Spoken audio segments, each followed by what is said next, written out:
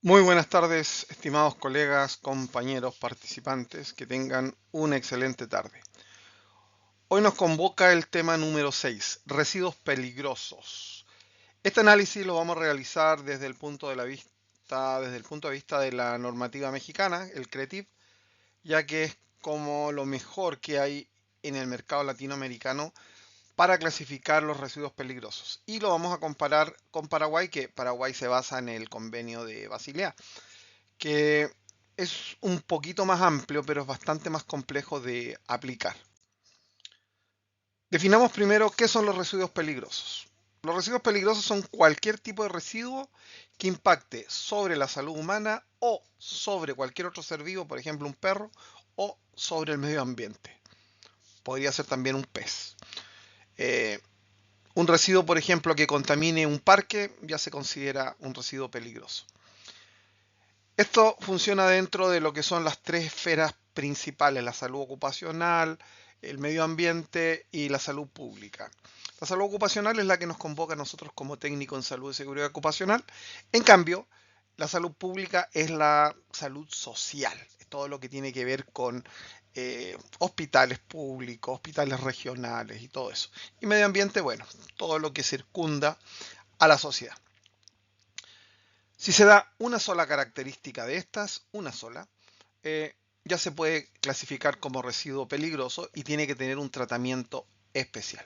En la imagen, por ejemplo, vemos un señor, un técnico, que está realizando un inventario de residuos peligrosos. ¿Por qué peligrosos? Alguien dirá, pero si son solamente plástico y todo. Pero como están mal gestionados, se transforman inmediatamente en residuos peligrosos porque hay riesgo biológico. Lo que explicábamos en las clases anteriores, por ejemplo, el excremento de perro, que las heces de perro, que la gente las mezcla con basura, eso se convierte en un residuo altamente peligroso porque los perros muchas veces tienen infecciones y los señores del aseo manipulan eso y se contagian. Si se metiera en una bolsa plástica, se sellara y se entregara a los recolectores de basura, habría un control eficaz sobre ese vector. Sin embargo, en la práctica no se hace. Lo vamos a revisar paso a paso. El marco normativo que vamos a analizar es el CRETIV, que es de México, no es de Paraguay. Pero Paraguay tiene su propio régimen. En esta tabla comparamos México con Paraguay. La norma que prevalece en México es la NOM 052, norma mexicana, del Sermanat 2005. En cambio, en Paraguay lo rige la ley 567 del año 95, es más antigua, pero con un decreto más moderno, que es el 7391 del año 2017. En México, el marco normativo usa un acrónimo que es CRETIV, pero en Paraguay no existe ese acrónimo unificado. Por lo tanto, se habla nomás de la ley o del decreto. La autoridad que controla o el ente regulador es el CEBARNAT en México y el MADES en Paraguay. La norma técnica nacional es la base del sistema mexicano. En cambio, la norma técnica internacional, que es el convenio de Basilea, es la norma que rige en el caso de Paraguay. Las características del CRETIV es que son 6 elementos, C, R, E, T y B, que vamos a ver en la siguiente diapositiva. Y Paraguay es lo mismo más uno, que es Basilea, que incluye la radioactiva. Eso es muy importante. En México existe un marco regulatorio completísimo y muy maduro, en cambio en Paraguay está en vías de desarrollo. La normativa paraguaya se compone por varias leyes y decretos que están vigentes acá en la República, como la Ley 42 del año 90, que prohíbe importar y mantener depósitos de residuos industriales peligrosos, residuos radioactivos, residuos biológicos. Existen países, estados soberanos, que importan o almacenan residuos biológicos. En Paraguay no lo permite, definitivamente, y la mayoría de los países, digo la mayoría porque no todos, la mayoría de los países latinoamericanos o sudamericanos, porque estoy hablando de Sudamérica, no de Latinoamérica, eh, y Centroamérica no lo permite. La ley 567 del año 95 aprueba el convenio de Basilea, que es la base de la clasificación. Como ven, el convenio de Basilea es un poquito antiguo. ¿Ya? Entonces, vale la pena revisarlo y comprender qué cosas se podría mejorar, porque con todos los avances que han habido en materia tecnológica, los residuos peligrosos han aumentado. La ley 3361 del 2007, que también rige en la República de Paraguay, tiene que ver con residuos de establecimiento de salud exclusivamente y se clasifican del 1 al 5. Esto tiene que ver con todos los desechos provenientes de los hospitales. No sé si recuerdan el ejemplo que dimos del perrito que apareció en una de las calles de una ciudad de Paraguay con un brazo, creo que era una falange o algo así.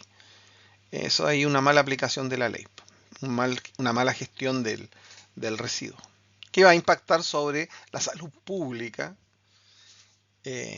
ya que el perrito recorrió la ciudad completa con su trofeo. La ley 3956 del 2009 se denomina gestión integral de residuos sólidos y que no clasifica residuos peligrosos de manera específica, sino que es integral de los residuos. No habla de que específicamente este residuo es considerado peligroso, sino que habla en general. El decreto 7391 reglamenta la ley 3956 y define lo que es peligrosidad. Y ahí deriva al plan de manejo de estos residuos peligrosos al Ministerio del Medio Ambiente, al MADES. Existen varios instrumentos internacionales y varias organizaciones internacionales que se están implementando en el Paraguay, ya que Paraguay ha hecho un reconocimiento interesante de lo que es la brecha en materia normativa que existe en el control medioambiental, ya sea por un tema de atraso o un tema cultural.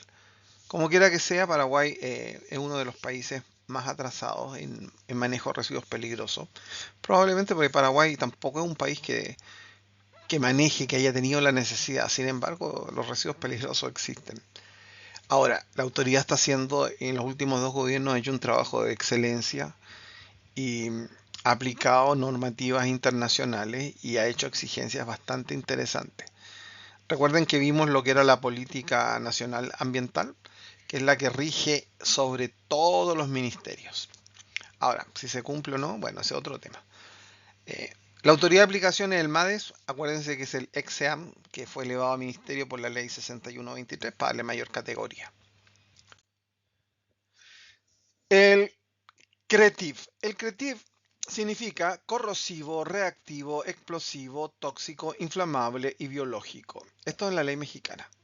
Y en la ley paraguaya, que se basa en el convenio de Basilea, sería además radioactivo, que acá derechamente no lo tenemos. Ahora, ¿por qué? ¿Porque México es peor? No, porque México tiene una ley específica en materia de materiales radioactivos. Y eso lo hace que lo manejen con más recelo.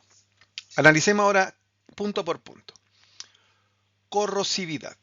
¿Qué es lo que es la corrosividad? Es cualquier elemento que destruye tejidos, piel, ojos por contacto. Por ejemplo, lavandina. La lavandina, algo tan simple de uso doméstico inclusive, se convierte en un residuo peligroso cuando se arroja al tacho de la basura.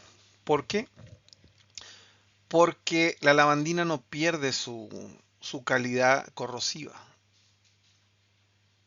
Y eso es un riesgo para la salud, en este caso ocupacional de los trabajadores, para el medio ambiente, porque va a contaminar predios, pastos, si eso se derrama, y para la salud pública, porque si eso cae en manos de un nene, por ejemplo, o de un adulto que no sabe de los recolectores de cartón, por ejemplo, que ellos van a estar buscando en la basura sus papeles,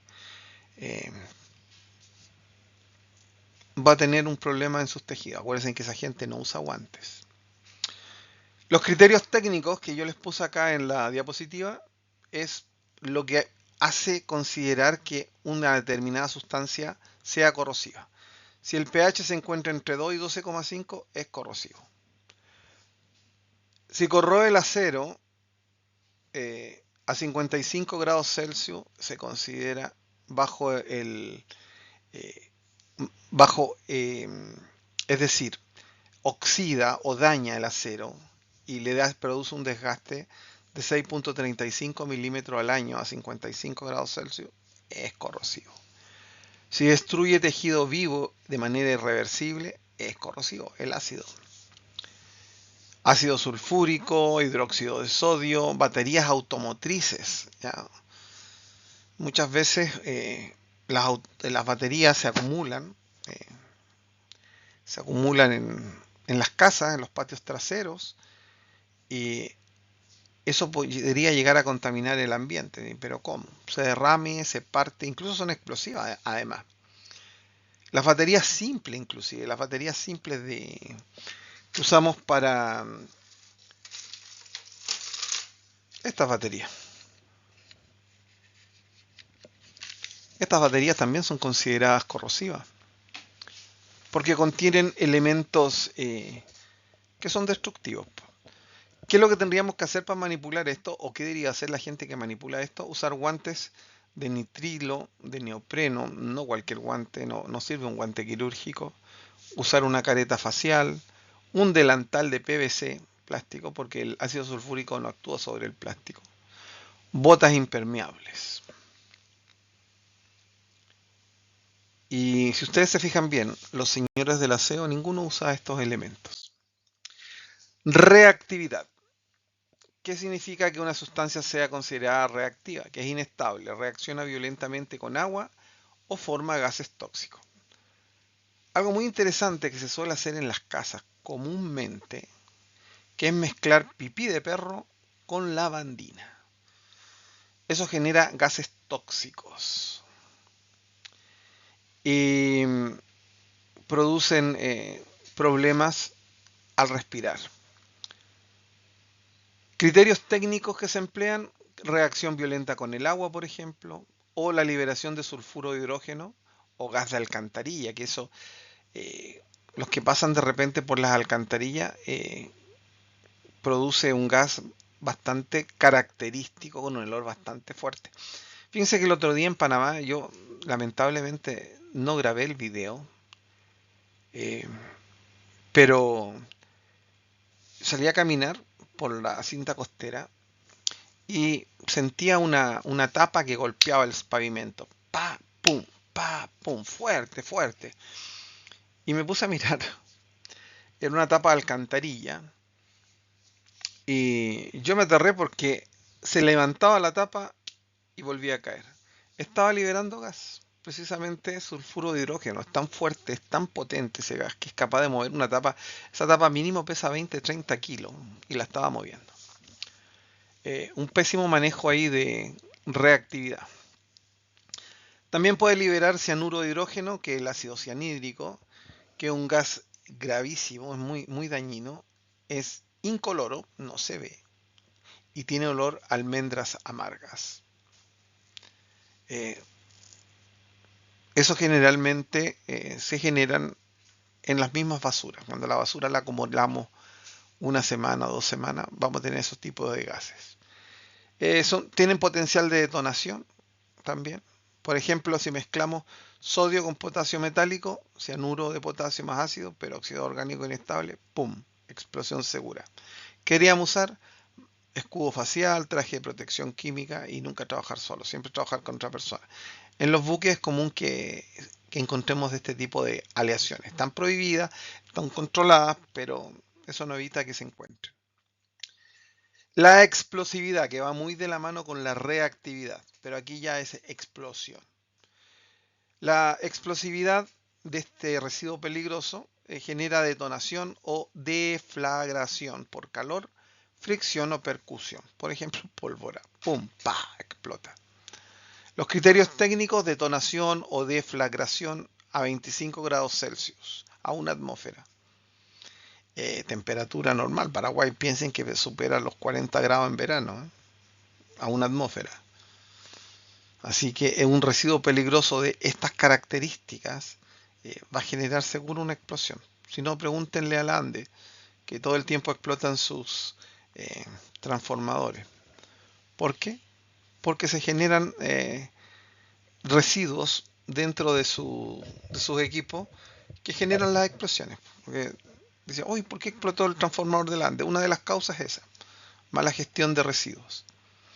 Reacción explosiva con fricción o calor, mezclas detonantes, por ejemplo, nitroglicerina, TNT, RDX, nitrato de amonio mal almacenado, que es común. Residuos pirotécnicos, que es más común en Paraguay. Y lo peor que los residuos pirotécnicos se almacenan en las casas de la familia. Ni siquiera son de característica industrial, son de característica común, por lo tanto impacta sobre la salud pública. Ya, yo les conté la otra vez que cuando chico me explotó unos pirotécnicos, yo tenía como 14 años, me explotó en una mano y por ahí tengo las cicatrices todavía guardadas. Estuve escondido como una semana porque no le quería contar ni a mi papá ni a mi mamá porque me iban a chancletear por tarado, pero bueno, me banqué la fiebre y todo. Para manejar residuos peligrosos de carácter que presentan explosividad, se deben usar herramientas antichispa, ropa antiestática, y generar una zona de ATEX categoría adecuada. Y eso hay que ir a las normas y a las tablas porque de otra manera no es que yo aplique iniciativa como CISO y diga, aquí vamos a hacer esto. No, tengo que fundamentar con un reporte bien hecho, un documento y demostrable y fundamentable. Y aquí está lo más lindo de el técnico en salud y seguridad ocupacional para los no creyentes, que hay varios, que me dijeron en algún momento, profe, ¿y para qué estudiamos ambiente si nosotros no podemos ser ambientalistas? Yo le decía, paciencia, en algún momento vamos a cruzar los conocimientos.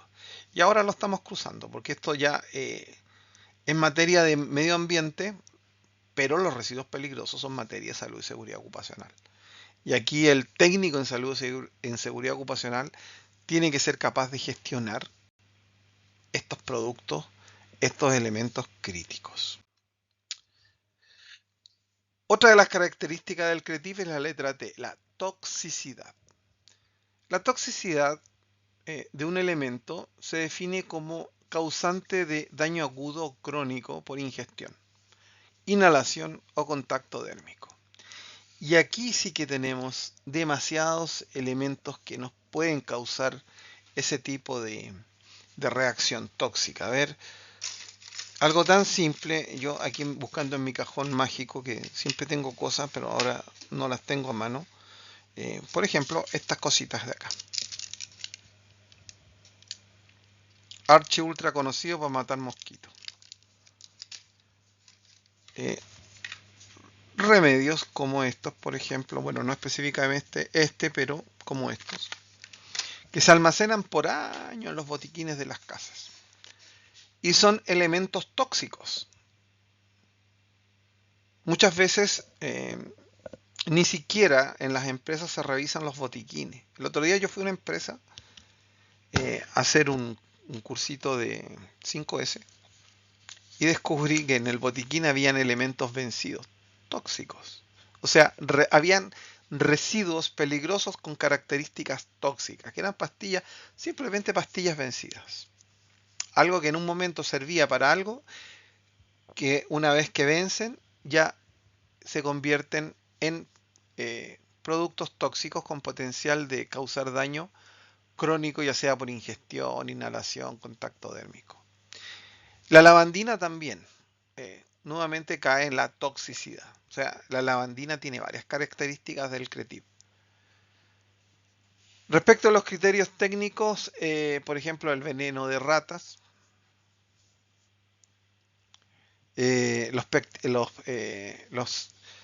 todo lo que son venenos de ratas, todo lo que son insecticidas, todos los que son, incluso insecticidas que en algunos momentos uno dice, yo los uso porque me matan los mosquitos, pero son tóxicos. En exceso nos van a producir un daño y lo que les acabo de mostrar, la famosa pastillita, bueno, esta pastillita azul, no vayan a pensar que es la pastillita mágica, no, es otra pastilla que yo tomo para otra cosa. Y acá yo tengo mi cajón lleno de pastillas que las uso día a día. Y más de alguna vez se me ha pasado y se me han vencido los productos. Por ejemplo, aquí tengo otro. Vamos a ver la fecha de vencimiento. Esta vence el 2027. Ahí, pum, pum, 2027. Así que no hay problema. Pero tienen esa potencialidad. Eh, Hay algunos que son cancerígenos, más encima. Toxicidad crónica. El asbesto, por ejemplo. El asbesto que está prohibido en Paraguay, entre paréntesis. La toxicidad crónica que produce el asbesto, que es, produce cáncer. Hay otros que producen mutaciones. Ejemplos que siempre solían haber en las casas. El plomo, el mercurio. Ya el mercurio está prohibido, los termómetros de mercurio no existen. El cadmio, el arsénico, el benceno, el tricloroetileno, los pesticidas, órgano clorado, los famosos DDT, que todavía se usan en la industria de la agricultura. Y ojo que consumimos esos productos, por eso hay que lavar la fruta y las verduras. ¿Qué se sugiere acá en esta norma? El uso de equipo de protección personal, respirador, ropa Tyvek y guantes dobles. Así de tóxicos son. Después tenemos la característica de la inflamabilidad. Se inflama fácilmente, el punto de inflamación es menor a los 60 grados Celsius, sobre todo en los líquidos, la nafta por ejemplo.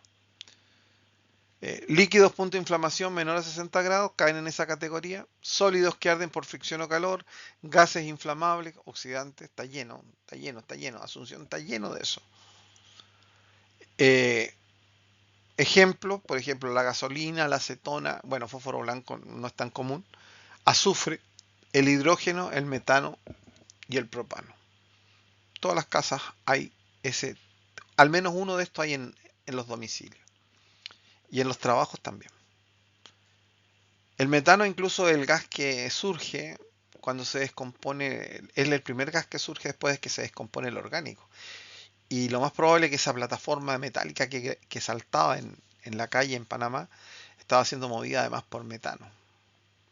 O sea, había un riesgo ahí de explosión único. Yo arranqué con fuerza porque no sabía si era normal o no. ¿Qué tienes que usar para manipular estas sustancias? Trajes ignífugos, calzado adecuado, que sea antiestático, porque si usas un traje que no sea el adecuado va a generar chispa y ¡puf! Explosión. Y el último que tenemos es el biológico infeccioso, que esto es más común en todas las casas todavía. Este es lo peor. Porque este elemento tiene la particularidad que te puede generar toxina a través de los microorganismos patógenos. Acá caen todas las bacterias, los virus, los hongos. ¿En qué patio no existe esas pequeñas callampitas, esos pequeños hongos? Bueno, esos hongos son tóxicos. Por lo tanto, hay riesgo biológico infeccioso. ¿En qué patio no hay caca de perro? La caca de perro es biológico infecciosa. ¿En qué baño de personas que no tienen perro hay riesgo biológico infeccioso? Por ejemplo, la Escherichia coli, que básicamente está en las heces humanas. ¿Ya? Se expulsa a través de bueno, del proceso que todos conocen. Y contaminan alimentos, hay contaminación cruzada. Aquí nos vamos prácticamente a las normas alimentarias. Pero lo que pasa es que está todo conectado.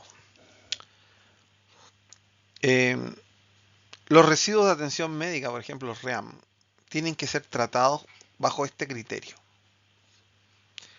Eh, Aquí tenemos como ejemplo sangre. Cuando te hacen una prueba de sangre, te sacan con una jeringa o un perrito le sacan. eh, y todos sus hemos derivados son patológicos, esos se tienen que almacenar en recipientes especiales. No, no es que yo vaya a tomar, mira, me sobró esta sangre, salud. No, eso no es así. A su vez tengo que manipularlos con guantes de látex, nitrilo, mascarilla, eh, N95, Google, que son los lentes, bata, Tyvek especial, para evitar que contaminarnos. Como pasó en la época del COVID, por ejemplo. Ahí el riesgo biológico infeccioso era alto. Y ya no solamente era cualquier elemento, si bastaba con que alguien tosiera sobre un papel y ya está. ¿Cómo vamos a identificar entonces los residuos peligrosos? Existen tres métodos, ¿ya? Primero, conociendo el proceso mediante el cual se establecen criterios previos, se determinan entradas, actividades y salidas, y se determina si este proceso utiliza sustancias peligrosas. Entonces, el residuo ya es peligroso. Ejemplo, algo tan simple como ir a un laboratorio y hacer una prueba de orina. Yo voy a llevar un frasquito con orina, o me van a dar un frasquito para depositar en la orina, y ese frasquito va a ser manipulado como de alto riesgo porque una vez que se haga el análisis, lo que sobra es un residuo peligroso. Por el solo hecho de mantener sustancias con potencialidad de infección. El otro método es utilizar normas, listados normativos. En la norma mexicana, la 052, por ejemplo, o en el anexo de Basilea, que es el que usa Paraguay, ahí está la nomenclatura, el nomenclator de las sustancias peligrosas. Entonces yo me voy, estoy usando sangre, listo, por lo tanto es un residuo peligroso. Lo que sobra al término del periodo es un residuo peligroso. El método 3, pruebas de laboratorio. Voy a meter mi fichita de pH, voy a hacer pruebas PECT, o cuando los métodos 1 y 2 no sirven, no sé realmente. No sé, mira, tengo este producto que tengo en esta taza, lo manipulo, pero no sé si es sustancia peligrosa. Entonces vamos a medir su pH y vamos a descubrir que es ácido y por lo tanto está dentro de una característica y lo vamos a determinar que ya no lo puedo tirar a ningún lado, sino lo tengo que manipular como residuo peligroso. Toda esta clasificación apunta a la manipulación eficaz de un residuo peligroso para evitar que el riesgo de contaminar la salud ocupacional, la salud pública o el medio ambiente eh, impacte y realmente vulnere el proceso. El método 3 ya lo vimos. Flujo, 2 puntos. Está en el listado, o sea, voy a hacer un análisis, obviamente, para identificarlo. Está en el listado del anexo Basilea. El proceso usa sustancias peligrosas. En el caso de la norma mexicana, la sección 13 indica gestión especial. No. Bueno, tengo que pasar a una prueba de laboratorio. Si no me aparece ahí, tengo que pasar una prueba de laboratorio. Si la prueba de laboratorio me da negativo, entonces recién ahí la puedo clasificar como no peligrosa. Riesgos para la salud, la seguridad y el ambiente. Riesgos asociados. Aquí tenemos una lista de riesgos. Por ejemplo, vamos a ver la tabla. Riesgo, daño, vía y medida. Intoxicación aguda. Daño sistémico neurológico. Vía inhalación, ingestión dérmica. Por ejemplo, si estoy tirando spray por todos lados, inhalo, evidentemente voy a quedar tiritón. Me va a doler la cabeza porque se me pasó la mano. Hoy en día la tendencia es, hay unos productos que dicen sin olor. Es más grave que el que tiene olor. Porque, por último, el que tiene olor, cuando yo lo lanzo por la casa, me hace salir arrancando y abrir las ventanas y ventilar o lo que sea. O esperar que decante. El que no tiene olor me da una falsa seguridad y el riesgo es mayor. Porque lo voy a inhalar o lo voy a ingerir. O simplemente si lo tiro en un mueble donde hay alimentos voy a tener riesgo de ingestión. Y ni hablar si me cae en la piel, voy a terminar irritado. Medidas que se deben aplicar, elemento de protección personal, ventilación, SDS, qué sé yo. Riesgo de incendio o explosión, daño físico y estructural, vía, calor, chispa, fricción. Zona ATEX, hay que definir la zona y mantener eso controlado con extintores. Quemadura química, ¿cuál va a ser el daño? Al tejido cutáneo o al tejido ocular, el ojo. Vía contacto directo, pum, me salpicó, por ejemplo, ácido. de una batería que yo estaba manipulando. ¿Cómo lo puedo evitar? Con guantes, careta y teniendo lavaojos. Fíjese que yo he visitado en Ciudad del Este muchas fábricas y me llama la atención que no tengan lavaojos. Eh, Me dicen es que la norma no lo exige en Paraguay, pero la conciencia sí. Fíjese que los barcos, todos los barcos, es obligación tener lavaojos. Y lavaojos básicamente es una especie de piletita que uno abre la llave y mete los ojos y se los lava. Eso es todo. Es agua potable para lavarte los ojos.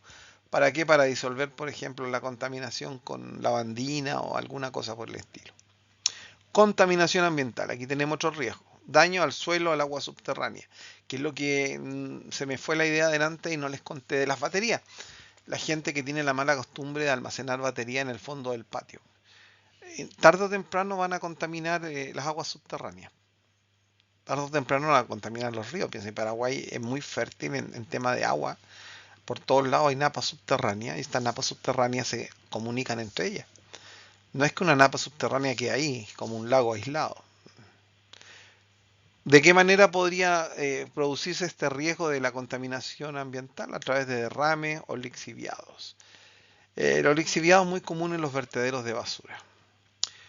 ¿Cuál sería una medida de protección eficaz? Contención, piso impermeable, por eso muchos vertederos los preparan, que ya no es una buena medida tampoco, porque el plástico también contamina y a la larga no es eterno, pero en muchos casos se sigue haciendo. Infección biológica, daño, enfermedad infecciosa. El resfrío, por ejemplo. Los residuos, por ejemplo, los pañuelitos que la gente utiliza para sonar, que los tira a la calle. Después viene alguien, recoge ese pañuelo y ahí hay riesgo de una infección biológica, porque está en contacto material patógeno. Entonces, ¿cuáles serían las medidas? Medidas de bioseguridad, esterilización o definitivamente, por ejemplo, si el agente causante de un hospital empaquetado todo esto en los depósitos pertinentes. Bioacumulación, que es otro riesgo. Daño al ecosistema, a la cadena trófica, vía vertidos a cuerpos de agua.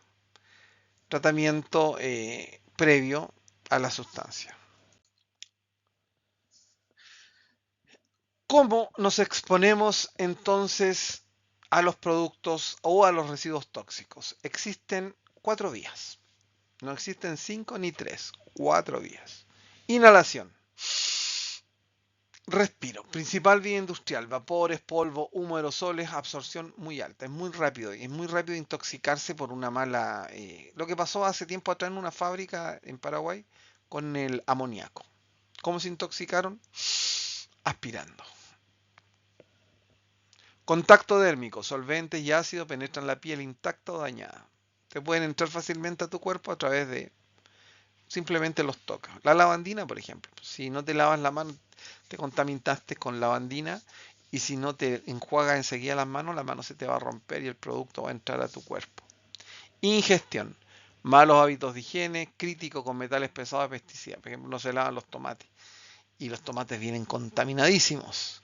No solo los tomates, las papas, las cebollas, las lechugas. La cebolla además trae riesgo biológico muy fuerte, que son los hongos.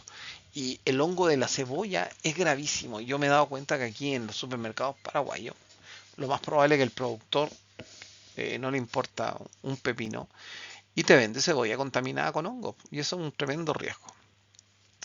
Inyección, penetración. Y esto atento a los veterinarios.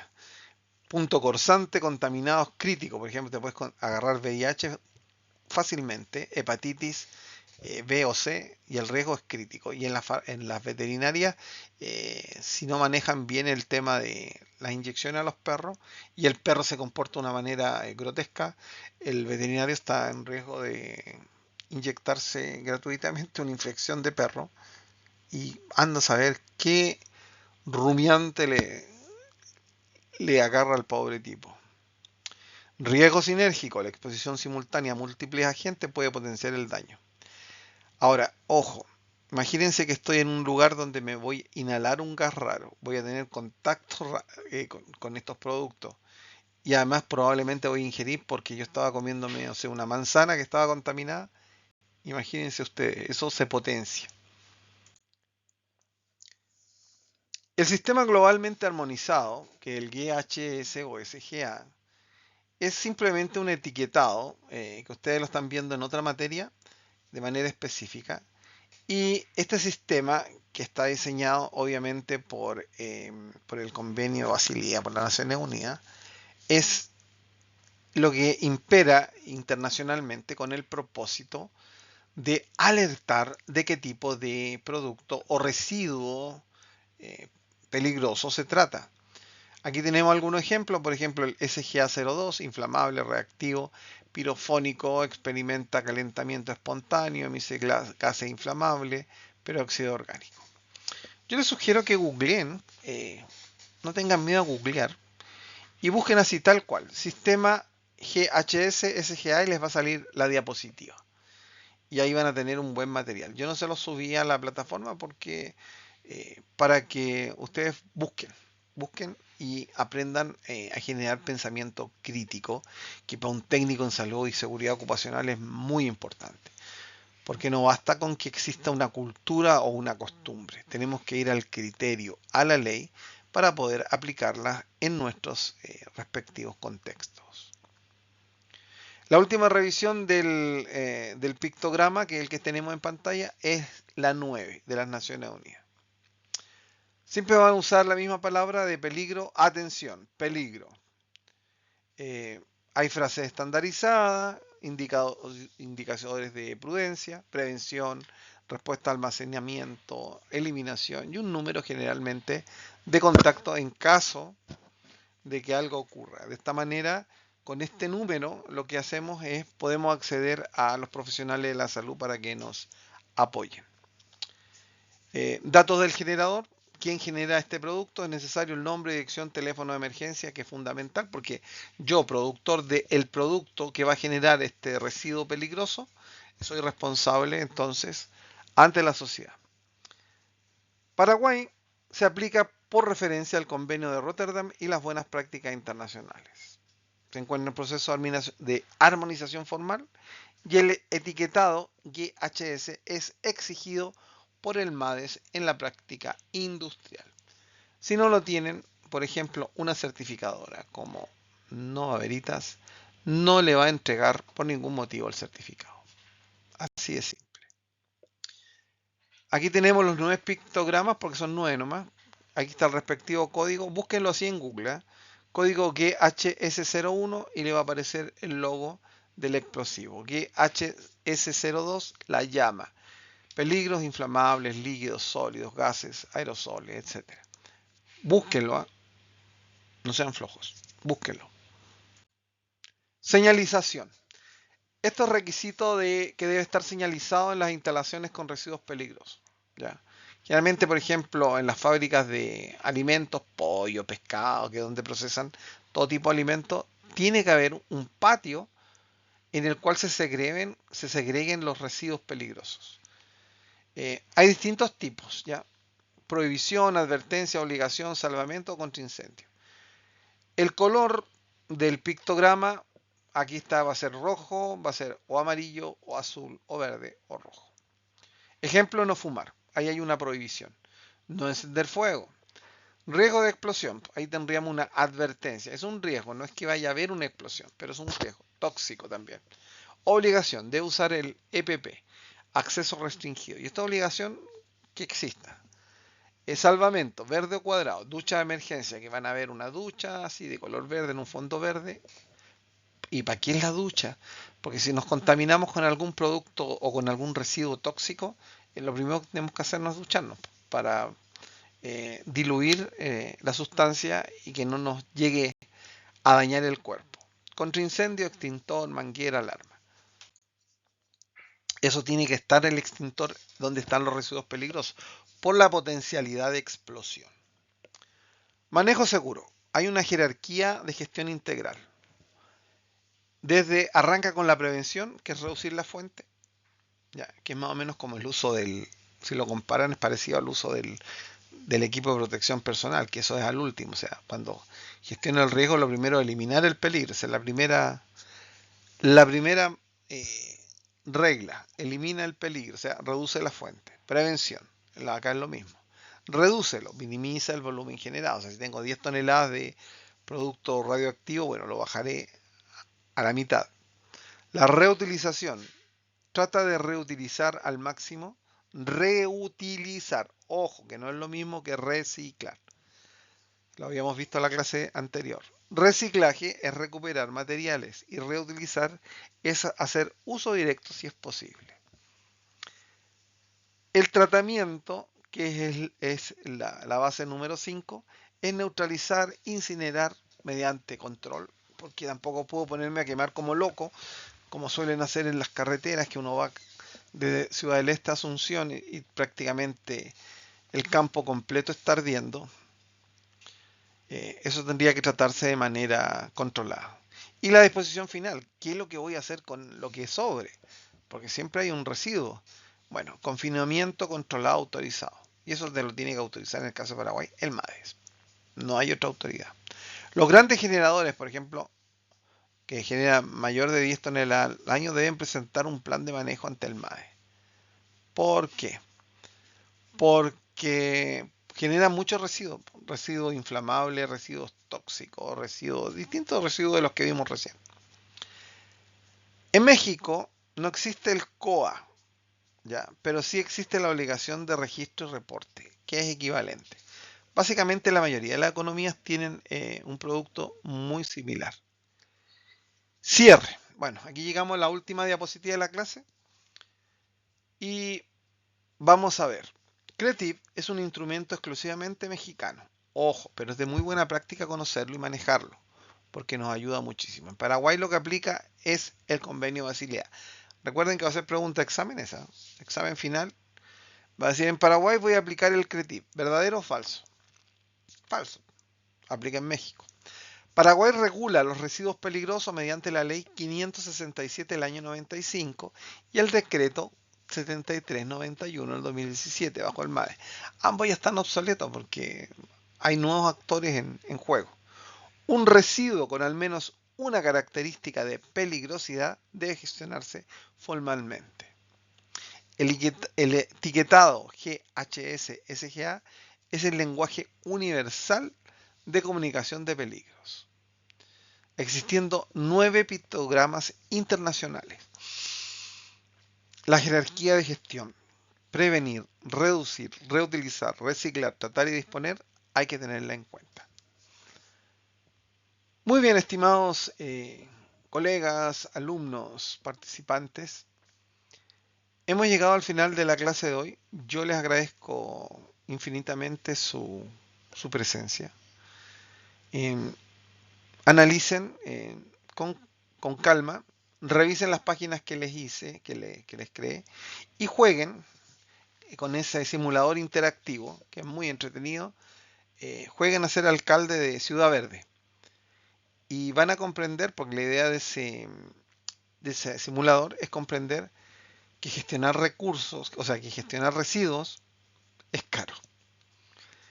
Y que gran parte del presupuesto de una municipalidad debe ser orientado a la gestión de residuos. De lo contrario, su población, su ciudad, se lo va a demandar, porque es algo bastante complicado. Hemos llegado entonces al final de la clase. Abrazos como siempre. Cuídense y éxitos.